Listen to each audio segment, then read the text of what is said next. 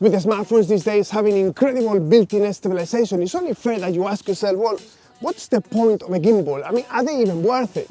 I'm going to be using the new Hohem AI M6 gimbal, and for handheld, I'm going to be using 13 Pro Max, the Freewell Sherpa hand grip, and Soundmark case and ND filters. So, paraphrasing my good old friend William Shakespeare, to gimbal or not to gimbal? Let's find out. Let's be honest here, this is not a competition as to which way of filming is better than the other, whether you should do everything handheld or whether you should do everything on a gimbal, because they both give you very different and unique looks, and they both have a time and a place. You're not going to be carrying a gimbal in your everyday life for the simple fact that it's an absolute pain, and usually when you do a gimbal shot, it requires a little bit of planning and thought. You don't just rock up on occasion with a gimbal because it may not be the right tool for the job. Because handheld shots, they have a very unique feel. You can make the audience feel that they are right there with you. And that's something that you are never gonna get with a gimbal. Now, a gimbal will give you incredibly smooth shots time and time again, and it's a lot more accurate. The question is, how much of what you can do with a gimbal, you can do handheld. You can totally do amazing shots handheld that you can then stabilize in post, and I can tell you nobody will be able to tell the difference whether you shot it handheld or on a gimbal. If you try to move fast, you're going to introduce a lot of movement or micro movement to your shots, and it's just not going to look great.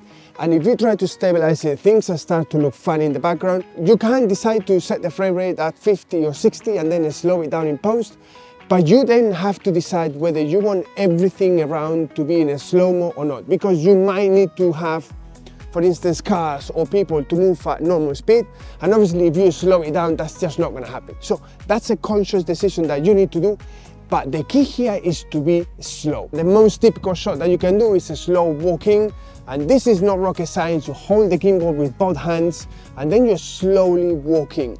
Now the secret here is to walk with your feet tip to toe and move really, really slow, because otherwise things are gonna look a bit weird. Another one that you can do is a very similar one, but it's a pull-out. So it's basically walking backwards with the same motion.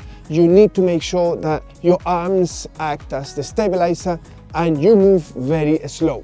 Or you slow it down in post, and obviously you can then reduce the amount of movement that you have on your frame. But back to what I said earlier, there might be things in the frame that need to move at normal pace, so that's something that you need to decide when you set up your shot. Another one that you can easily do is the classic rotating shot, where you rotate around someone or a number of people. You need to be careful, because the difference between a gimbal and handheld is that with a handheld it's very difficult sometimes to keep the horizon level. So you need to be slow and pay attention to the horizon, because if your hands start to move a little bit too much, the horizon is going to be all over the place, and then no matter how much stabilization you add in post, it's never going to look good. Another shot that you can do is the Dutch spin or the semi-inception mode, and this is very simple. You just stretch out your arms, turn the phone upside down and slowly rotate it. You're not going to be able to do a 360 degree for obvious reasons, but you can get 180 degree and make it look really nice. Now the key here is to go slow, and if you do that, believe me when I'm telling you, you can get some really amazing looking shots. Another one that you can do is a push into focus shot, where you set the focus at the end point where you want it to end,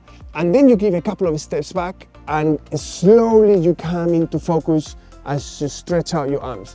Trust me, this is a really nice shot, and again, if you do it slowly, you can get some really amazing results. You can do the opposite, where you start in focus and then you pull back out and things go out of focus. It's a variation of the shot, and it will give you amazing results. You can also do crane type of shots, where you knee down and you raise up to reveal a person or a location, or just as easily you can do a slider type of shot just like this one, and you can very quickly set the exposure, the focus on where you want it to end, and record that, and there you go. That's your reveal shot, and just like that you just got yourself a really nice sliding shot. And this is the advantage of handheld, that you can adapt and adjust and create an infinite amount of shots very quickly with your body as the stabilizer, so to speak. So if there are so many things that you can do handheld with the right equipment, what's the point of a gimbal, you might ask? There are many shots that you can only do with a gimbal, and there is absolutely no way you'll be able to do handheld,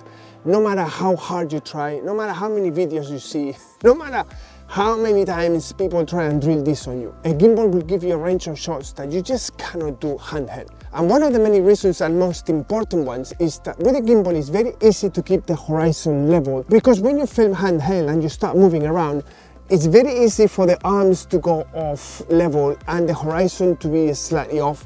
Despite the stabilization that phones give you, sometimes it's just unavoidable. But always remember that the biggest fuck-ups on camera can actually pass as creative license, so there is always a certain leeway. For anything to do with movement, a gimbal is always going to be better suited than handheld, especially if you want really nice and smooth shots, but from weird and quirky angles that you just simply cannot do handheld. And the best thing to get amazing results on a gimbal is to make sure that you have something in the foreground that instigates movement from or through.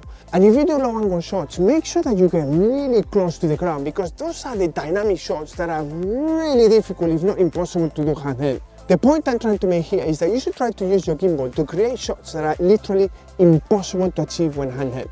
And that's when you're gonna get the absolute best results.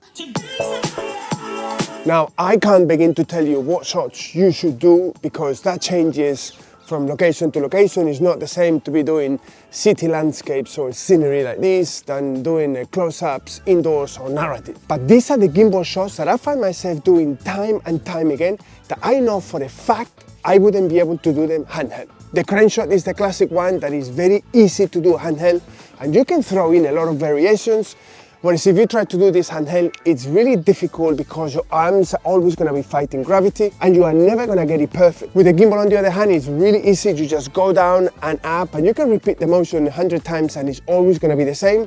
And if you want to add something that is even more dynamic, you can just add a monopod to the mix and get some really incredible shots 5, 6, 7, 8 feet high up that I am telling you, you are never going to get handheld for the simple fact that you can't go that high. This is a shot that I pretty much use everywhere I film, and I always get amazing results. Another shot that you can do is to have a shot where you start really low angle and you follow a person to reveal a location. This is a shot that is really difficult, if not impossible, to do handheld, and with the gimbal it's really easy, and the closer you get to the ground, the more striking the effect is going to be, and it's going to look absolutely amazing when you raise up and you reveal the location. This is a shot that you literally cannot do handheld, for the simple fact that you cannot bend your body and run around with the hand close to the ground and try and keep it stable. That's just not gonna happen, no matter how much inbuilt stabilization these phones have. There are certain rules of physics and biology that you just can't fight against. But if there is one type of shot that is gonna take full advantage of a gimbal, is what I call the one-shot wonder. And this is the type of shot where you move around the person as well as changing the angle and the direction to reveal a location. And if you do it right, this shot is gonna look absolutely incredible. This shot is pretty much impossible to do handheld because you're gonna be changing position, angle, field of view, but the more movement you add to the mix, the harder it's gonna be to do it handheld. So whether you track a person from the front, from the back, or sideways, a gimbal is an amazing tool that is gonna make it so much easier and simpler, and the results are gonna be fantastic. These are tracking shots, they add motion to any scene or composition, and trust me when I tell you, they look absolutely amazing. And to try and do them handheld is really difficult because you have to keep the phone balanced and try to worry about composition. It's just too many things for the brain to cope. So more often than not, the shots are gonna look a bit wonky, and then you're gonna have to stabilize it in post, and the warping effect is gonna make things look funny. So trust me when I tell you, any tracking shots are always gonna be easier and better than with a gimbal. This gimbal has an AI sensor, and this is something that you are never gonna be able to replicate handheld, because this gimbal can track you and you can move around and do crazy stuff that you just simply can't do when you're doing handheld, let alone if you put it on a tripod, because you're gonna be on a fixed static shot, whereas this one will give you mobility. You can jump, you can knee down, you can walk around, you can go sideways, you can do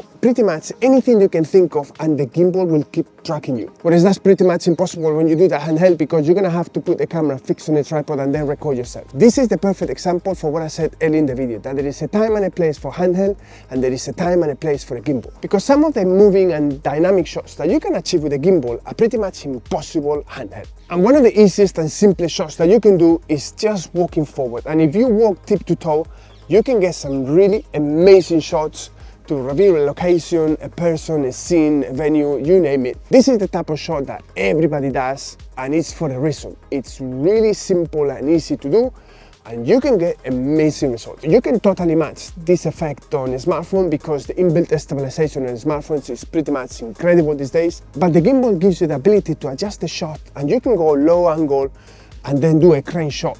Whereas that's something that you are never going to be able to do handheld. And that's the type of flexibility that you get with a gimbal. And trust me when I tell you, if you do it well, that simple shot looks amazing. And one thing that you can do with a gimbal that you are never going to be able to do with a smartphone, whether it's handheld or on a tripod, are moving time lapses. And these type of shots look absolutely amazing, especially if you shoot them well with ND filters. You can't do that with a smartphone for the simple fact that you're going to have to put it on a tripod and it's going to be static. And this is another reason why a gimbal is something that is not going to replace your handheld filming. It's not supposed to, but it's a tool that you can add to your kit that is going to give you the ability to create amazing shots. Because ultimately that's the bottom line. You want to create nice looking footage, whether it's handheld or on a gimbal. This is not a competition as to which way of filming is better than the other. They are both different and they serve different purposes. They both have a time and a place. And I just hope that in this video I've helped, even if it's just a little bit, to demystify this. And if you want your videos to look absolutely amazing, whether you shoot handheld or on a gimbal, but worry that they may never quite look the way you want them, I've got this video here, but I'll show you how to do it in some quick and easy steps. And if you want to watch the review for the gimbal that I've used in this video, the Hohem M6, I leave it up here. I think you're gonna love it. So click on any of them and I'll see you there.